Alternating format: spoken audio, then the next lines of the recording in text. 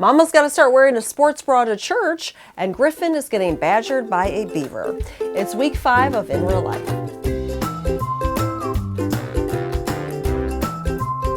Welcome to the 5th episode of In Real Life, where we talk about the stuff of life. You know, food, faith, fun, family. So let's begin. Paloma is doing fantastic. I cannot believe she is 4 months old and growing. I'm just like, stop, it's going too fast. And she is such a little riot. Oh my gosh, on her little activity mat, she rolls, she shakes, she's like all over the place. She loves to practice sitting up and standing up with mommy or daddy's help. And in fact, I think I'm gonna have to stop swaddling her soon. Now with Griffin, we did all the way up till he was like 6 months old because he wasn't flipping from his back to his belly until then.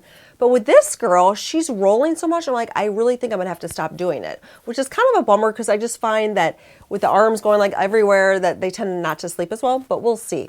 In terms of her sleep, she is getting into a little pattern. She wakes up between 7:30, and she goes down for her first nap around 9, and it's a short one, like 45 minutes or an hour. And then she takes 2 short afternoon naps. And of course, Mama wishes she would put them together. And sometimes she does. Like the other day, she took a 3-hour nap, which was beautiful.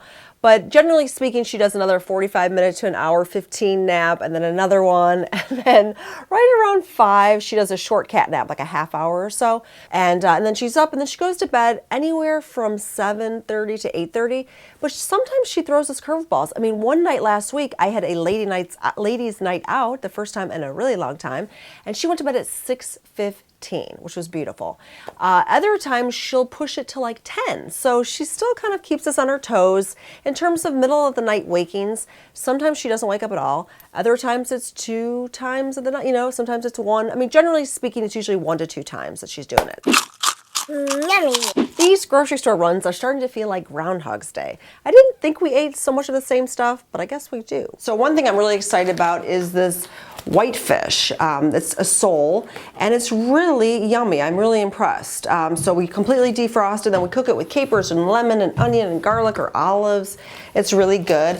I also got some jumbo sea scallops just for a change. We got a lot of clementines because they didn't have any organic oranges. So those are kind of fun and easy to pack. I also was really excited about these. These are grass-fed Angus beef. This is a strip loin steak. And it wasn't that expensive for grass-fed beef. Where are those capers? I also got some ground beef too, just to try it and see how it tastes. The capers, honey, are in the pantry. And then Griffin picked out a couple things this week. He got these crushers, which is an apple carrot blend. And these are good just for when you're on the go. What else did he like? Oh, he loves quinoa. So we got some quinoa, which we're gonna make this week, which is always yummy. Griff, do you like quinoa? Hey, this is a little bit open. Yeah, that's because I think you opened it to have some tomatoes. Yeah. And then the last thing is we got these Pink Lady apples, which are actually the highest in antioxidants of any apple. Is that correct? Yeah. Yeah, so I'm excited. I love Pink Ladies. I like this kind of sweet tart flavor. And we got tons of pears because we were really low on fruit. Now you might have noticed a few things we're missing this week, and that's because we bought it directly from our farmer. Here we go. I have arrived at my farmer pickup. So excited. I haven't gotten this in a while because of baby Paloma, but now things are turning around. So here is the cooler. I'm going to open it up. And fine, here is my beautiful cow milk. It's raw, served in glass, just how we like it. It looks like there's some bone marrow and some, that CY stands for cow yogurt. I love their goat yogurt, but they're out of it right now.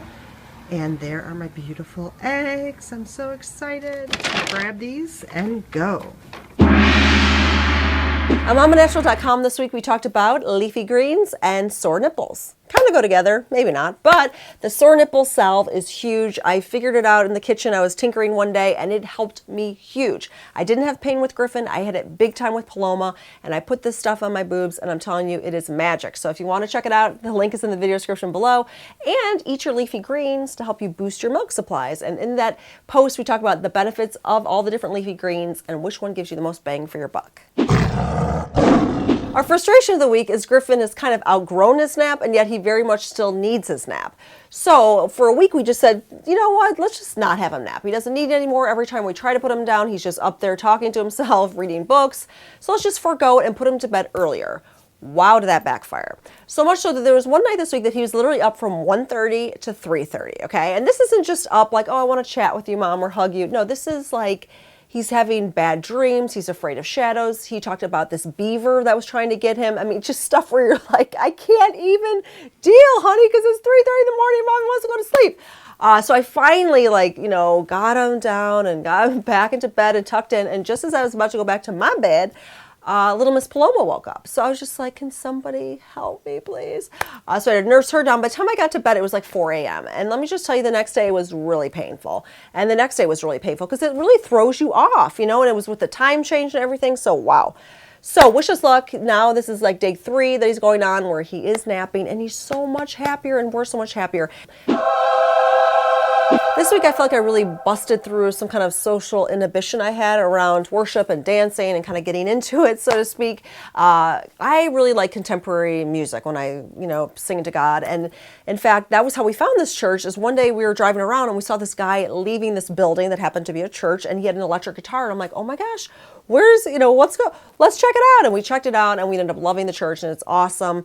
But and it can get kind of like rowdy or whatever, but I, sometimes just get shy and kind of stay in my own little place. But something about this week, I just got into it. I feel like I was worshiping with my whole body, so much so that I'm like, I need to wear a sports bra to church. This is getting ridiculous. But it's fun, and Griffin loves it too. Aww. What's that? What do you got there? Huh? It's a big balloon. Yeah. What is that? What do you got there? What? For the question of the week, I would love to hear from you. What do you do when your kids drop a nap? How old were they? Was it painful? Any tips or tricks that helped you? Share with us in the comments below. And thanks as always for tuning in.